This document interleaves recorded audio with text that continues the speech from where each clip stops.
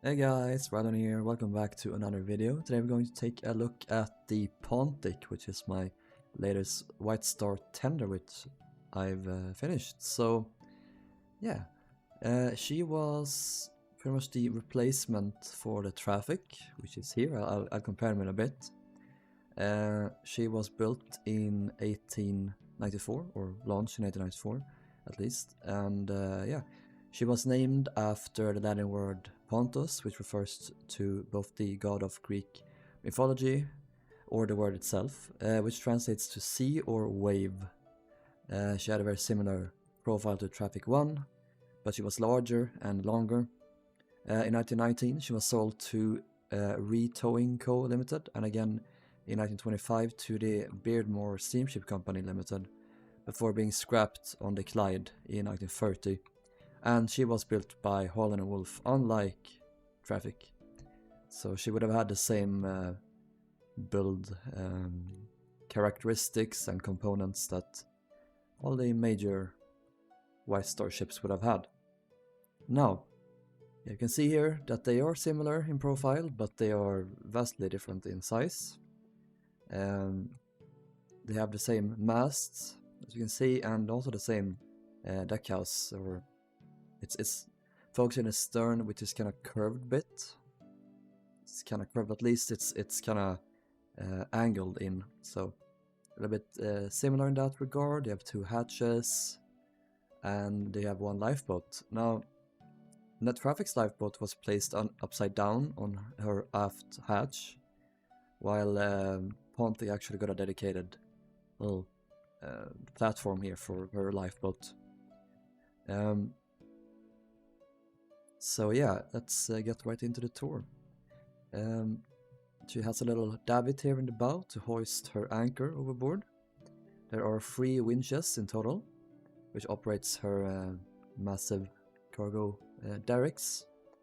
2 hatches, oops. And yeah, here is her superstructure. There's the flying bridge up here. Then you have the lifeboat behind it. There's only one.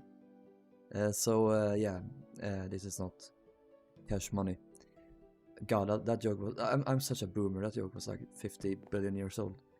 Let's go inside here. So they have a toilet on one of these little I don't know, cubbies on the sides, and then on this side we have a pantry.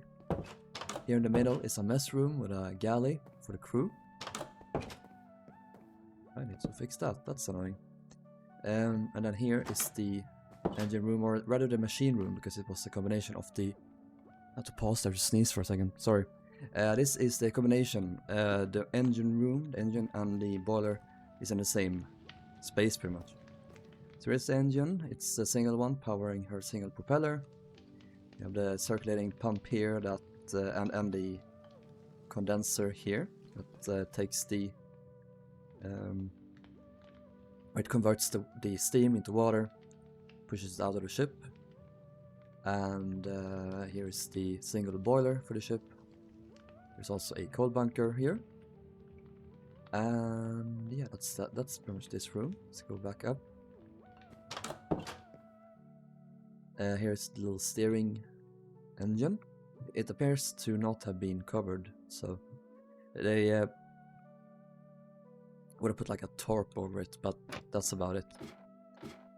Down here is a little bit of a area for the crew, so we're captain, the officer, engineer, trimmer, and the little bit of a store here.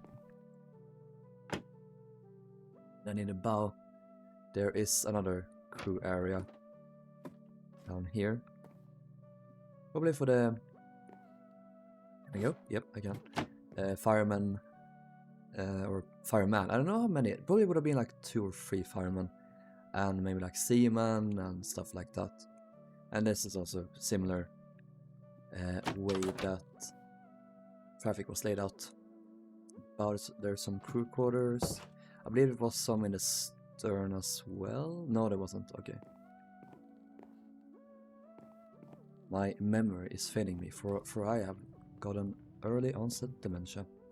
Anyway, that is about that. So this map is now available to download, so feel free to check it out. Next up will be the Gallic, or also Gallic and the Birkenhead, as it was originally known, a paddle steamer which was used by White Star as a tender, and wasn't very successful. She only operated for a few years in that role. So yeah, I will see you in the next video. Take care. Bye bye.